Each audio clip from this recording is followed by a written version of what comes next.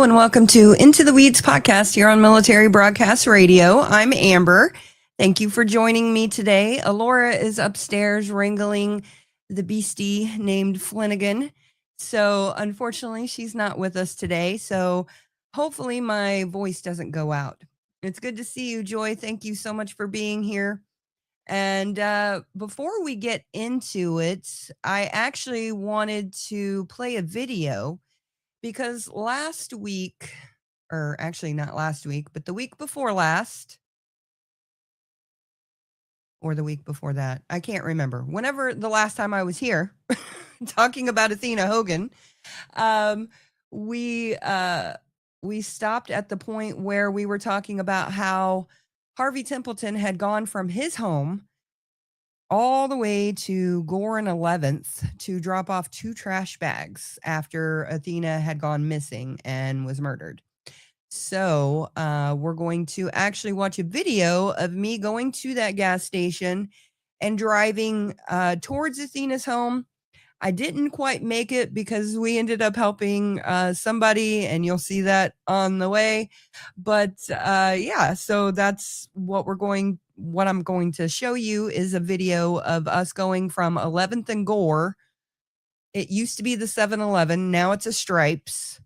Going from 11th and Gore towards Athena Hogan's house to try and see, what did it look like for Harvey Templeton to go from all the way out there by the Sandpiper Inn and Rogers Lane all the way to 11th and Gore. And hey, it's good to see you, snowflakes and fireflies. And let's see, boho hobo. I'm really bad at reading these names. So anyways, yeah, so that is what we are going to do. So I'm going to stop it whenever I need to just kind of narrate, but here we go. Let me take this off.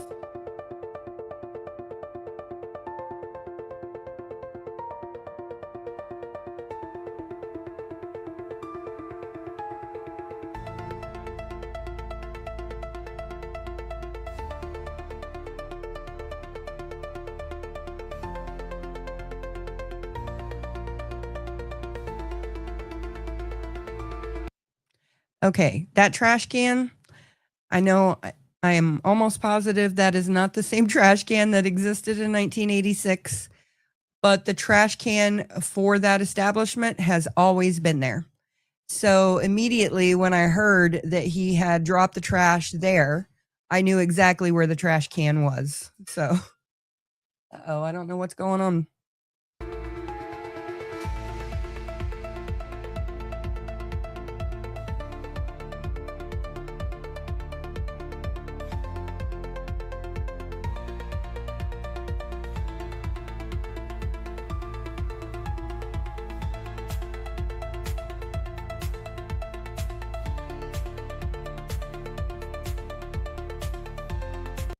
So now this is us going from the Stripes gas station and heading on Gore Boulevard towards the Sandpiper Inn, which no longer exists.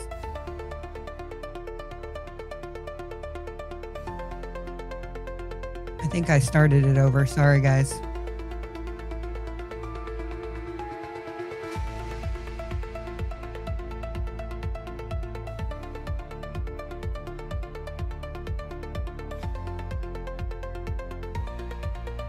You like my little duckies?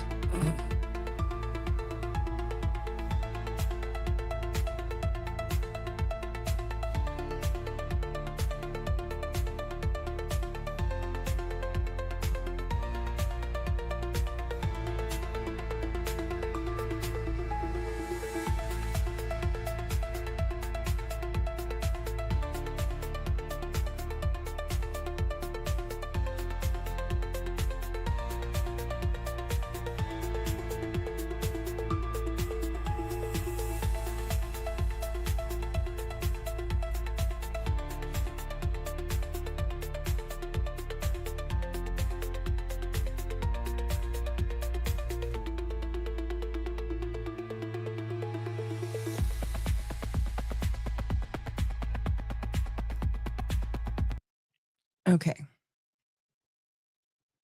I heard you guys are standing with Morbid, very sad. I am not standing with anybody. I thanked Morbid for holding a fundraiser. That's all I did. So I'm not standing with anybody. That's just what it is.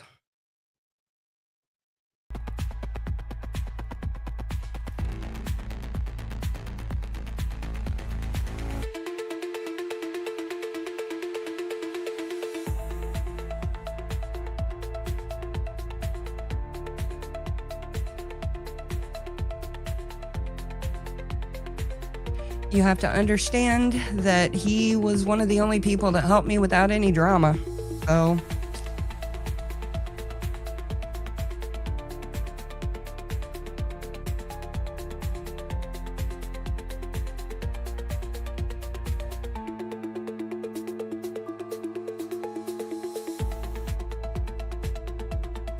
So we just passed the library and all of that stuff. So that was on the right-hand side.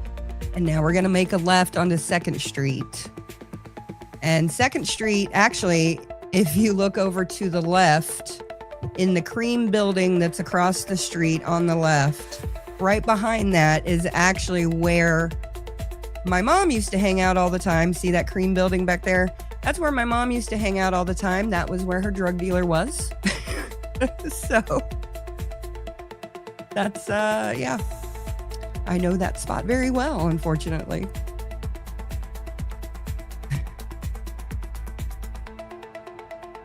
And I completely understand. He says a lot of things that are cruel and terrible, but you know, it is what it is.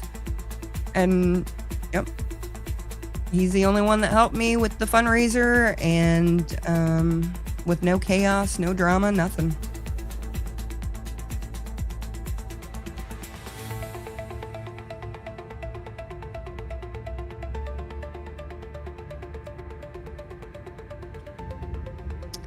So also 2nd Street used to be where all of the sex workers hung out that were like noticeable.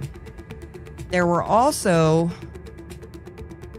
sex workers on Cash Road where the Lawton serial killer was active, and then out on the end of Sheridan and Lee. And this stoplight that we're coming to is Ferris Avenue. That's actually where I grew up. Ferris Avenue is the street that I lived on for most of my childhood. So if you look to the left, if you turn left down there, you'll see Elmer Thomas Park and the Prairie Dog Park. They're really cool. And then go a little further and you'll run into Lawton High School. And a little further than that was where my mom's house was.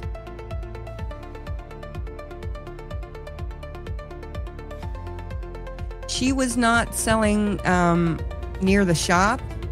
She was selling out way past there, out where we're driving to, but we end up not getting there because we ended up helping somebody. So, but I'm taking you out there anyways to as far as we got.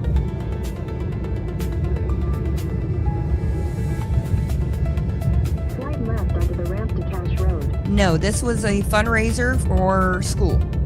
You know, once a year you have a fundraiser for your school, and she was out selling candy bars just like I was at that time and afterwards. So.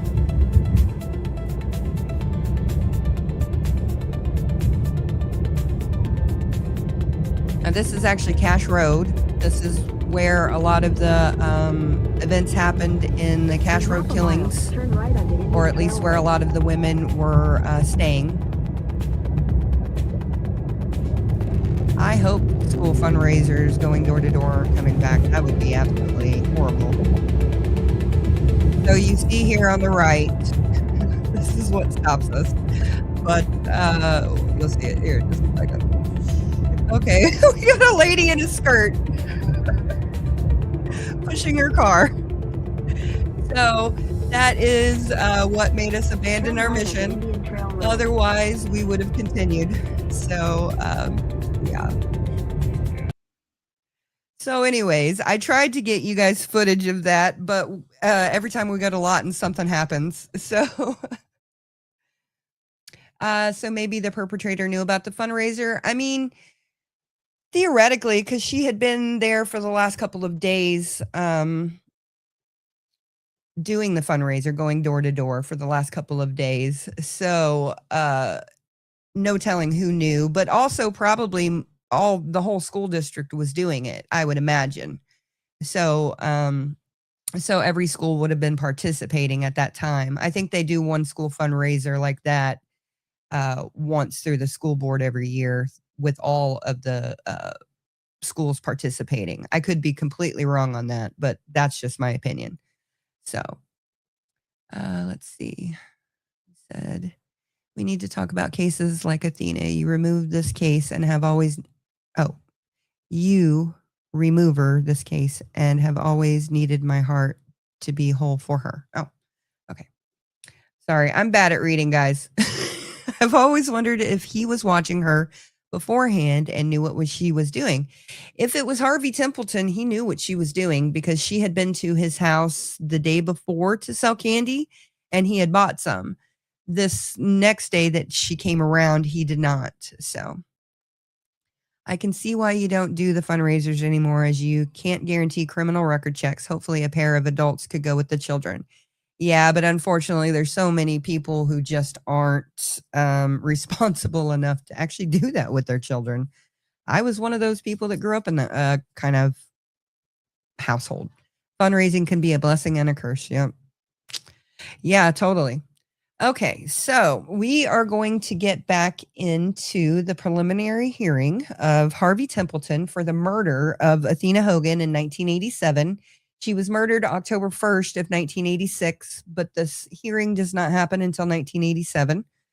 So we left off with Detective Belcher, and he was being cross-examined, and he told us that he was talking to Harvey Templeton, and Harvey Templeton had refused to give him a hair sample, pubic head or hair until the 31st, it looks like. So we're going to pick back up with that. And, oh, you meant a pair of teachers or something? Yeah, that would be even worse. I don't trust teachers. Remember, Ryan Anderson was a teacher. So with that being said, let me put this thing back up here. Hold on just a second. Okay. Okay, so let me go back to comments. Sorry, I'm talking to myself. Okay, so we are picking back up with the cross-examination of Detective Belcher. So he said he refused to give me the hair, pubic hair, head hair. When did he do that? On the 31st. He said he'd got on his bad side and he wasn't going to do it. So we went and had a search warrant done. So he wasn't fully cooperative?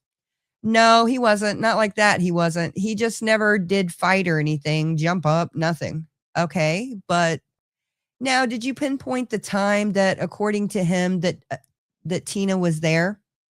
Yes, he said that it was around 5:30, and he knew it to be that because there was this movie on, Toby Tyler, spelled phonetically, and it was about halfway over, and it came on at 5.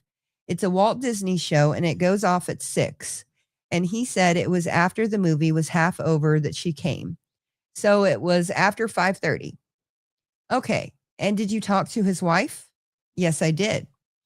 When she returned, I talked to her prior to talking to Harvey that day.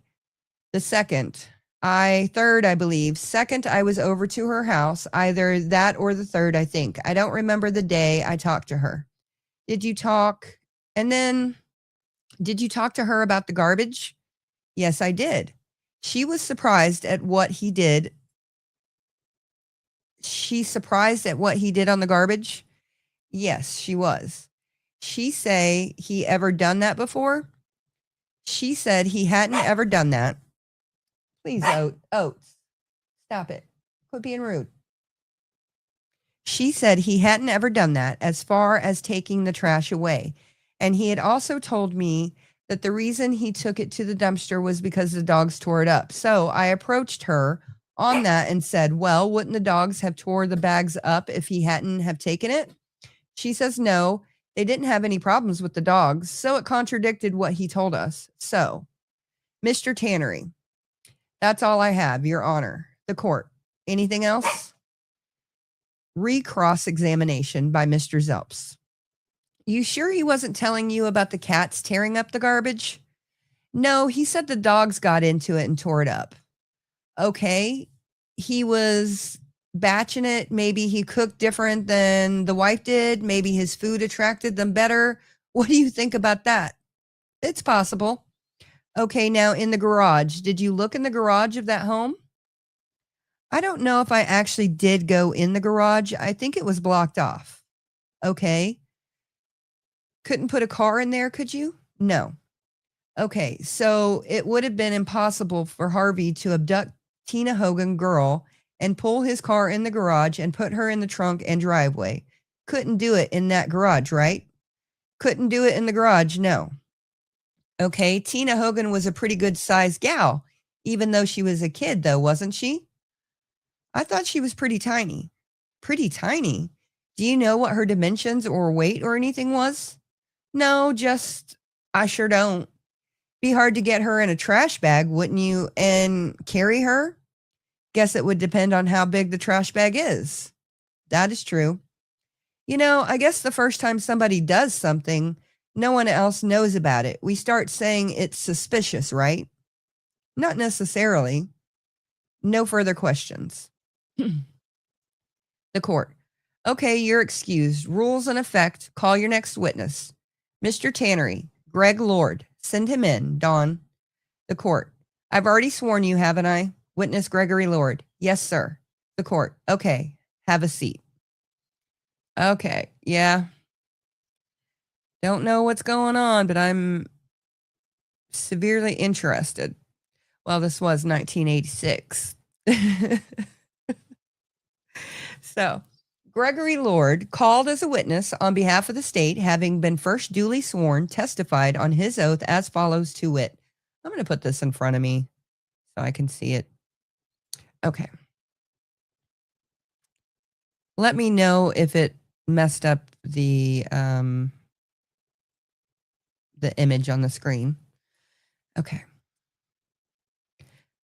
Direct examination by Mr. Tannery.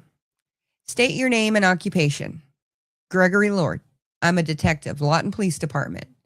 And were you ever assigned to assist in the Tina Hogan homicide case? Yes, sir. What was your involvement in that? I assisted in a search of a residence, also took part in running some evidence to Oklahoma City, the state lab there. Okay.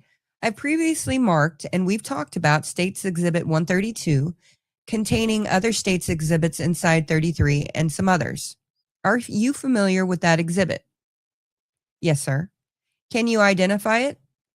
This is the evidence that I took up to This is the evidence that I took up to the Oklahoma City lab.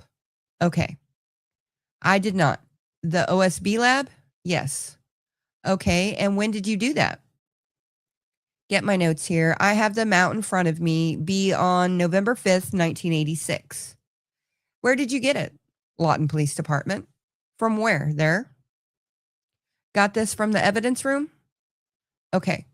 Was it in a sealed condition at the time that you got it? Yes, sir. Took it.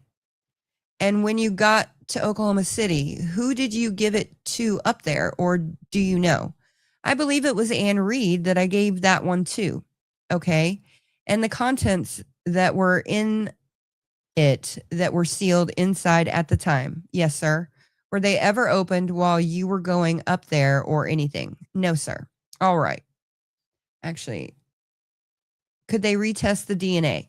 So they did retest the DNA. It was sent in 2021, I believe, was when I first started talking to the cold case detective. And I had started looking into this case right after the detective had sent the evidence to be tested to the OSBI crime lab again. or for the first time, I'm not sure.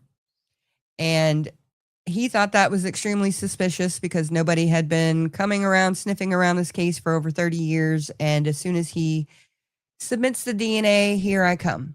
So he was trying to figure out what the heck was going on. So, um, so yes, there has been DNA that, or there has been evidence that has been sent off for DNA testing, but we have no idea as to what any conclusions have been brought from that testing. So hopefully, eventually, we will find out. Okay. All right. Other than that evidence, did you transmit any other evidence up to the OSBI? Oh, sorry. Yes, sir. And what was that? In regards to this one, I took some sweepings up that were removed from a vehicle. Okay. I don't have those here today, so I can't talk about them. Also, you stated that you were involved in the search of whose house? Mr. Templeton's? Is he here today? Yes, sir. Identify him, please. He's sitting at the table here, defense table. Wearing what?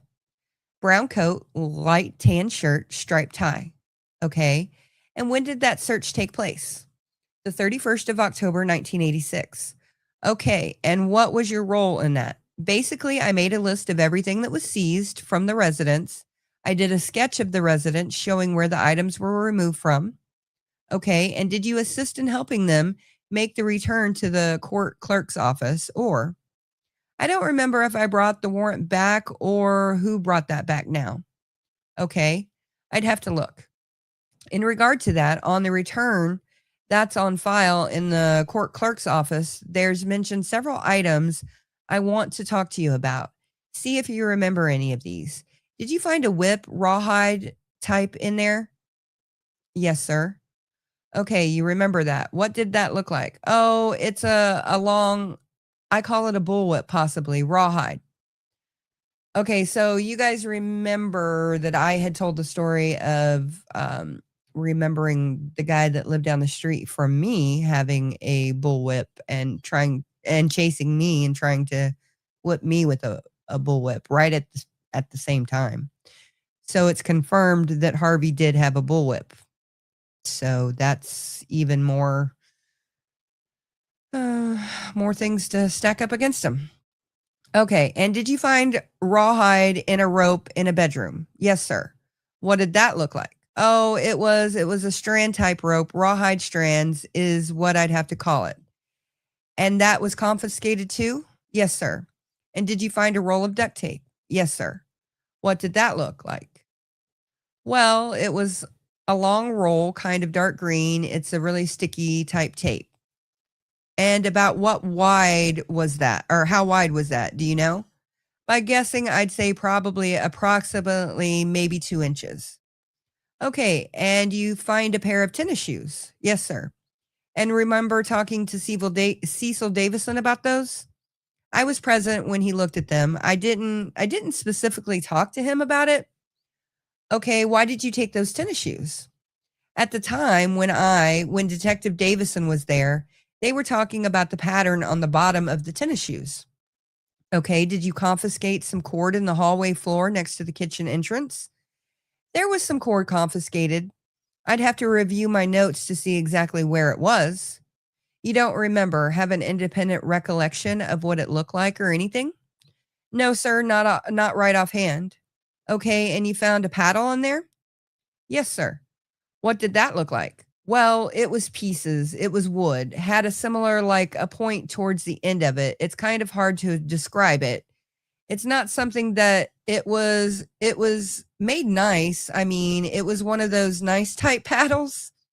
And listed on the return is black string from the hallway. Do you remember that? There was some string laying there on the floor from what I remember. You don't remember what it looked like or anything? No, sir. And there's a CB antenna that was taken? Yes, sir. Did you see that? Yes, sir. What did that look like? It's a fairly long whip type antenna, usually found to be mounted on the bumper of a car. Okay. And listed also is some green colored duct tape. In fact, there was 2 different rolls of duct tape. Yes, sir. You remember 2 different roles? Yes, sir. Were they the same or different type? Mr. Zelps, Judge, I have an objection, Your Honor. My position is if Mr. Tannery's wanting to enter, he's kind of doing my discovery. It's fine, but I just don't think it's proper. I don't know what the relevance of this will be unless he intends to introduce this information. The court. Well, I can't anticipate his theories of his case, but Mr. Zelps. Okay. The court. At this point, these are relevant questions and answers. Mr. Zelps. Okay. By Mr. Tannery. Do you remember my last question? Yes, sir. Are they similar types or different types? Appeared similar in nature. To my recollection, also listed is a small black leash. Do you remember that? Yes, sir. What did that look like? Be kind of hard to describe. It was in a tote bag. I can't tell you much more about it. Also, it lists a green cord. Do you understand? Do you remember that one? Yes, let me refer to my note here real quick.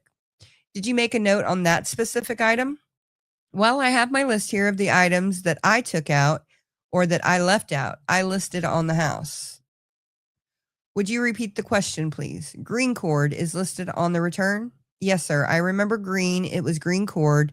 It was also in a tote bag. Do you remember what it looked like, though? No, sir. Okay. Do you have to look at it? Or you'd have to look at it. You have listed on the return or is listed a police slapper and then a green slicker. Yes, sir. What are those? The green slicker, it like a rain tight parka, waterproof, and the slapper, it's a standard police style slapper that you can buy. It's kind of like a leather. It's kind of like a leather and it's got metal in the very end of it. Okay, after conducting this search, who actually took all this evidence? Do you remember? Yes, sir. Who was that? It was packed there by Anne Reed, with the exception of maybe 3 items. Everything was transported by Anne. Okay. She was there, and there was some other items taken, like the carpet fibers again, and so forth. Were there not? Yes, sir. Which police officer? Okay, Anne Reed took all of these items, are you saying? Yes, sir. At that time? Yes, sir. So she took them directly? Yes, sir. For what purpose? She took them to the lab to take to the lab in Oklahoma City. Okay. Mr. Tannery, I think that's all I have for this witness at this time. Mr. Zelps, thank you.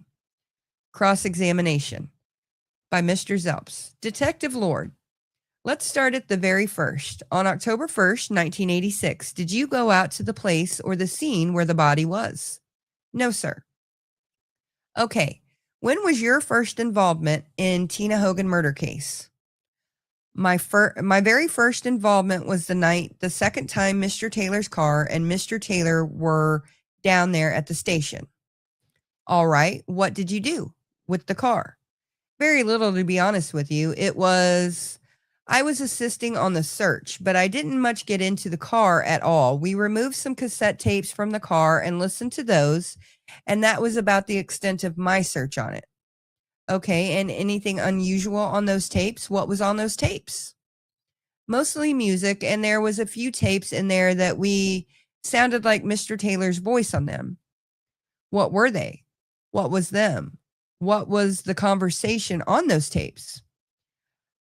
I'd have to call it maybe playing out a skit. Playing out a skit? Uh-huh. Was he by himself? It was the only voice I heard on it. Who has possession of those? They were at the police department. I don't know who has possession of it now. The skit, did it involve kidnapping and killing a young girl? Not the one I listened to. No, sir. What? Tell us, please. What the theme of the one that you listened to was? The one I listened to had to do with where the gentleman was in a mobile home or trailer, and there were some people outside with weapons, and he was trying to figure out how to get out of the place and stay alive. That's what Mr. Taylor's... Did you get to talk to Mr. Taylor? No, sir, I didn't talk to him. You never have talked to him? No, sir. Okay, it was reported to you. It sounded like his voice, though. It sounded like it. There were some other tapes there. What were some of the other themes of those skits that were being played out? I didn't listen to those other ones. I couldn't tell you. Who listened to them? Ann Lord. Okay, that's your wife, right? Yes, sir. Okay, now you present. Okay, now were you present when they researched the vehicle? Part of the time, yes, sir. They take some evidence out of it? Yes, sir. Take some duct tape? Duct tape?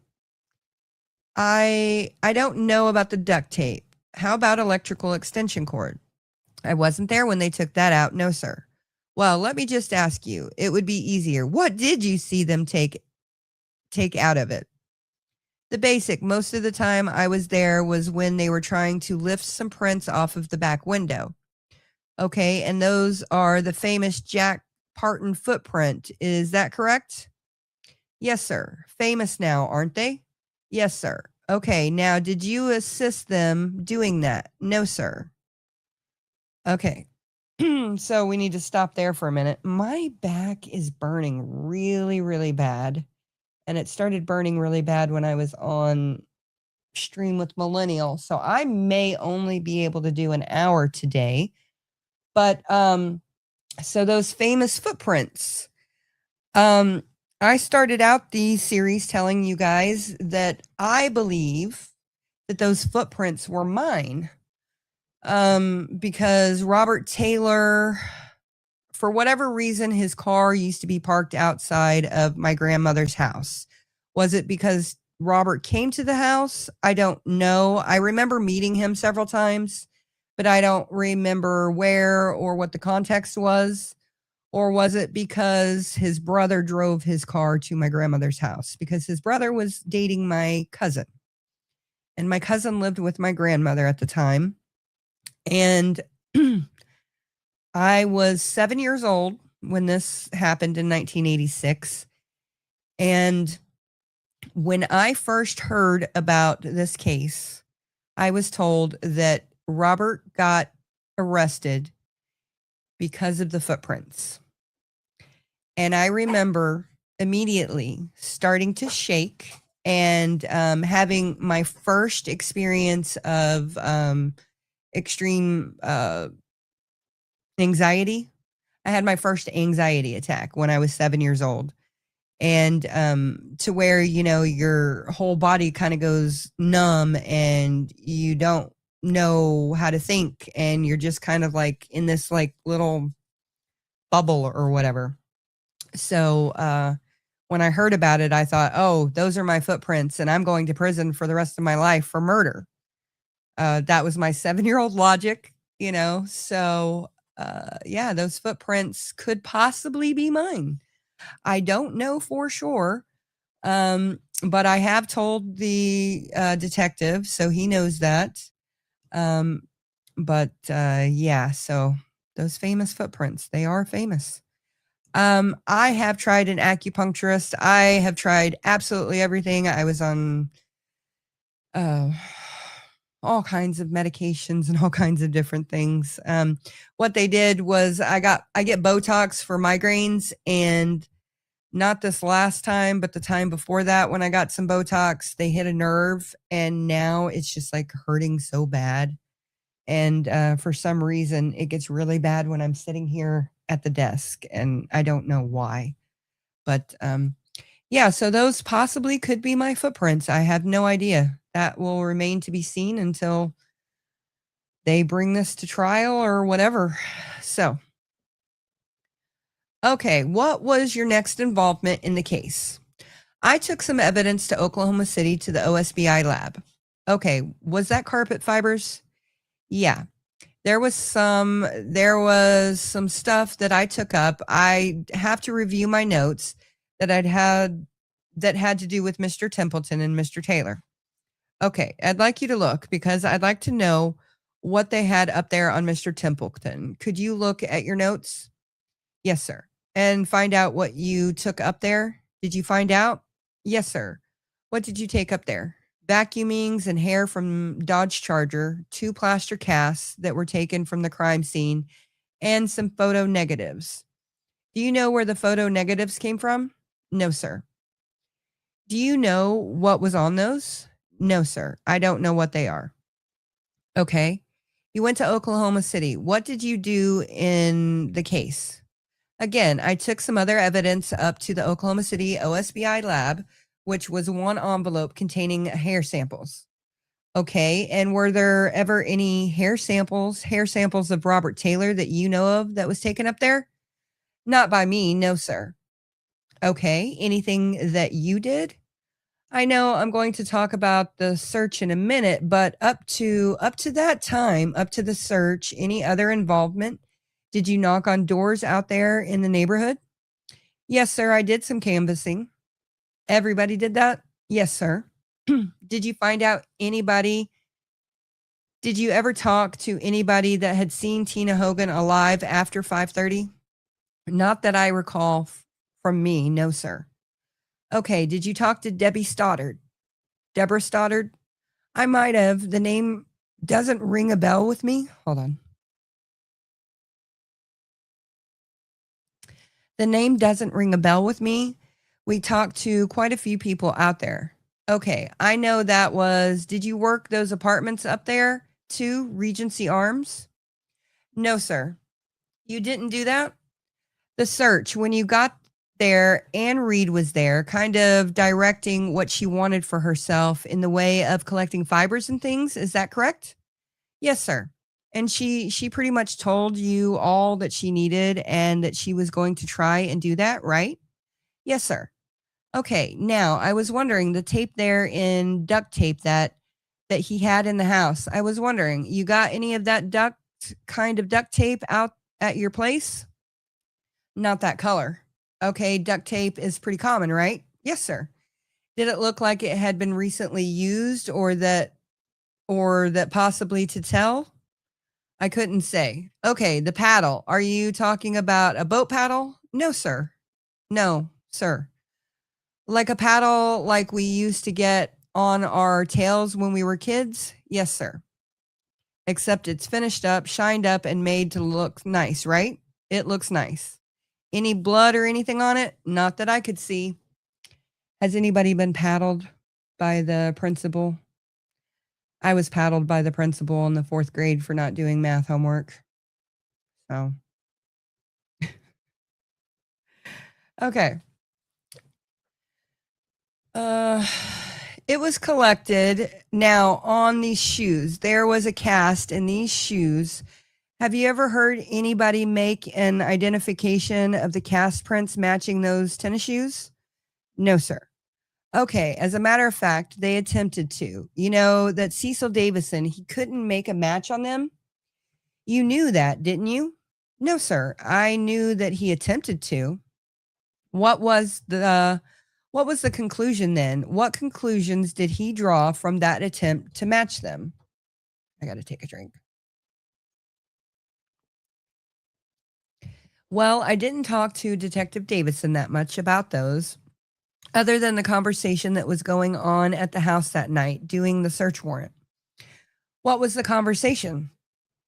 That the pattern on the tennis shoes looked similar in nature to what was seen out there at the crime scene. Okay, you've studied about those types of things. You've got to have something unique, a nick or a cut or something, because you've got lots of shoes, and that's the only way you can ever make good matches, right? That's correct. Okay, tote bag. Now, did you get to talk to Mr. Templeton? No, sir. Never have? No, sir. The wife was out there that night, wasn't she? Yes, sir. All right, I assume it was that night. What time was it when you all come and made the search? I believe late afternoon. Was there a reason to wait until late afternoon to search the lady's house? I couldn't answer that, Mr. Zelps. No. You weren't in charge? No, sir. Who was in charge of saying when all you were going to go out there? I left when Captain Ferguson said go. He was really running the show, wasn't he? Yes, sir. He was the boss. He was in charge of this investigation anyhow, wasn't he? Well, he's the captain. Okay, out there, that tote bag. Did you find out what that tote bag was used for? No, sir, not myself. Did you hold on. Did you didn't ask the wife and she what the bag was used for or anything like that? I didn't. I didn't talk to the wife about it. Did you find out what the bag was used for? No, sir. You didn't. I thought you might have. Did your wife find out that in her investigation that that was the bag that he carried to work? He was a garbage man and had some stuff in there he used. That was another thing. Harvey Templeton is a trash man, right? And he opts to go and take his trash to a gas station. I don't know. It's just weird. A gas station that's far away from him. So I couldn't answer that. I don't know. Did you find anything out there that any way would lead you to be suspicious of it for some reason? I mean, or just ordinary stuff people have in their house. And once we start dreaming up scenarios, it all becomes important, but not until then. I'm sorry. I'm not clear on which aspect you're referring to. Was there any? All right. Was there anything out there that was out of the ordinary? Any type of evidence you all collected? In your mind, something says that is not right. Well, in regards to the investigation, a couple of the items that I saw out there, they would have to say were suspicious, yes. Okay, what were they? Well, for one, the slicker. The slicker in the tote bag? Yes. Okay, what was suspicious or what brought that to you, what conclusions did you draw? Well, when the slicker was removed from the bag there, it had a substance on it that, I thought appeared to be maybe blood. And in the bedroom where Mr. Templeton kept most of his stuff, there was I guess you'd call it a rifle gun case. It's leather type, not the solid, but the leather type. And that had what appeared to be blood on it too. Okay, and you seized those? Yes, sir. And they've been submitted to the OSBI, correct? Correct. As of this date, have you heard if that was blood or not? No, I have not. No one knows. Let me look and see. Mr. Zelps. Have just a second, Your Honor. The court. Sure. A short time later, the following proceedings were had to wit. By Mr. Zelps talking about a pistol case where you put a pistol in, you zip it up. This is more like a rifle type case. For a rifle, you can put a rifle in it and zip it up. Or a shotgun. Yes, sir. Okay, what color was it? It was white. From what I recall, it was something else, maybe an off-white. It had some kind of design on it too, as far as colors. Defendant Templeton. Rifle case. Mr. Zelps. No, you can't ask the questions. Let me do it. Sorry, Judge. Just a second, Your Honor. A short time later, the following proceedings were had to wit. The court. This might go a little faster if I had let Mr. Templeton ask questions, but I guess we can't do that, huh? Mr. Zelps, I'd like to take a break every once in a while, but I'm afraid he'll do better than me, and figure out all that money that might be getting paid to me wouldn't be worth it. Might be doing that. All right, here's what I'm looking for you from Your Honor. Just a second. Mr. Zelps. There was some metal rings taken from the northeast bedroom. What significance did the metal rings have? At the time that they were taken, they could be used as what you might say is handcuffs. Okay, there was a wooden saw taken. I mean, a saw with a wooden handle. Do you know what that was? What that had to do with anything? No, sir. Was it vinyl? It could be vinyl. Okay, you said that what was suspicious, the blood, what appeared to be blood on a rifle case when you said there was what appeared to be blood on something else. What was it? It was on the green slicker. The green slicker, yes. Okay. And those have all been submitted. Yes, sir. Find out whatever's on those is on there, right? Correct. Anything else out there that seems suspicious to you? Something that just didn't seem right on my part? No, sir. Now, after the search out there, what did you do? I mean, not necessarily that night or that moment, but in the relationship to this investigation. I put some items on property receipts later that night at the police department. Okay. What did you do then? In regards to the sketch, again, I said I did the sketch at the residence. I also did another one when I got back to the station. That would make it a little clearer as far as how everything was laid out in the residence. Okay. Did you see anything out there that indicated any kind of struggles or anything like that? I couldn't tell. Okay, let me ask you this. Did you ever do any investigation? Did you do any work, follow-up work concerning Robert Taylor? Try to run down his alibis? Did you ever do any of that? Not much, no. You said not much. Was there some that you did do? I talked to a few people on the telephone about him, and do you recall who you talked to? No, not the names right off the top of my head. No, sir. Would you have those notes somewhere? Yes, sir. Can I come visit with you and see whatever they are? Yes, sir. Okay, now, do you recall if he checked out or if he didn't check out? Okay, now, do you recall if he checked out or if he didn't check out? The stuff I checked into, we didn't come up with anything on him. Okay, you didn't. You couldn't say that. You're saying that his alibi didn't check out? No, sir, that's not what I'm saying. Okay, I'm saying on the alibi that he had given, I assisted somewhat in retracing his steps. And also, as far as checking for any possibility of fibers after we got this information concerning fibers, I checked into that. But as far as anything else, no. Mr. Zelps, I don't believe I have any further questions, just for a second. No further questions. Mr. Tannery, no further questions. Ask him to remain outside for a few minutes. The court. All right, you're excused. The rule's still in effect. I'm going to make some motions now. The court. Go ahead.